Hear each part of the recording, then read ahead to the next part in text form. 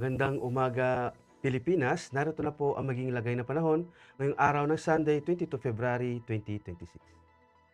Base po sa ating synoptic situation, tatlong weather system ang makakapekto sa ating bansa.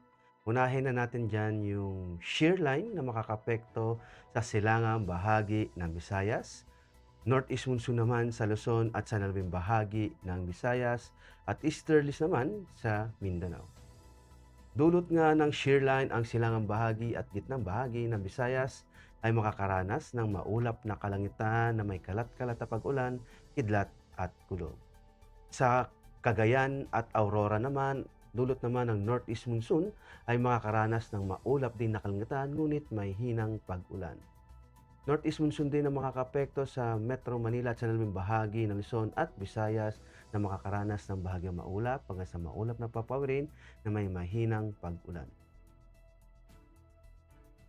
Sa Mindanao naman, sa Misamis Oriental, Dinagat Island, Camiguin ay makakaranas ng maulap na kalangitan na may kalat-kalat na pag-ulan, kidlat at kulog.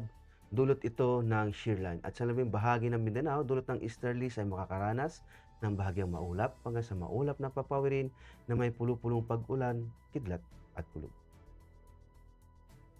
At para naman sa flight level wind chart, dito sa 925 at 850 hectopascal, makikita natin na ang dominante ng northeast wind flow na dito naman sa may parte ng silangang bahagi ng Visayas, makakaranas sila ng lakas na hangin umaabot sa 72 kilometers per hour. At pagdating naman dito sa 850 hectopascal, bababa konti ang lakas ng hangin at ito'y umaabot na lamang sa may 54 kilometers per hour.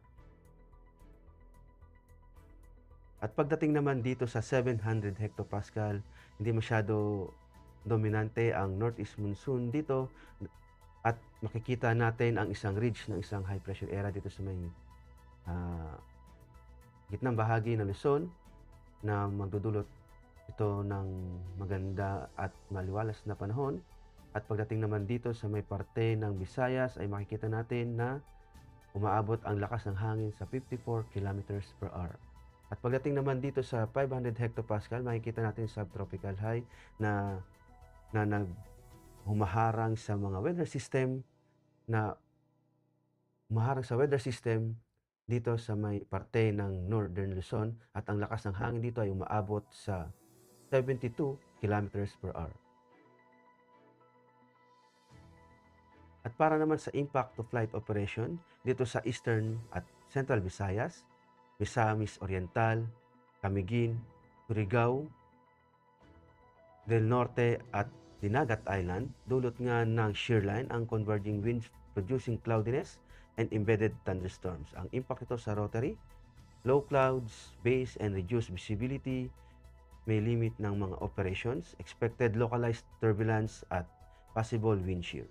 Sa fixed wing naman, approach and landing operation may encounter low ceiling, turbulence, possible delays or diversions.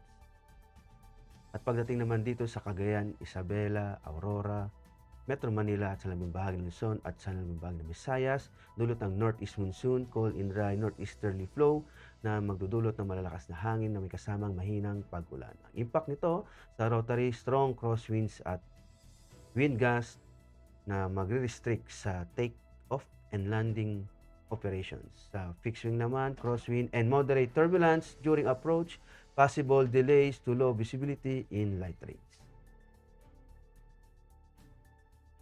Dulot naman dito sa nalabing bahagi ng Mindanao, dulot ng easterlies, warm and humid air from the Pacific na ang nag-enhance ng convective activity.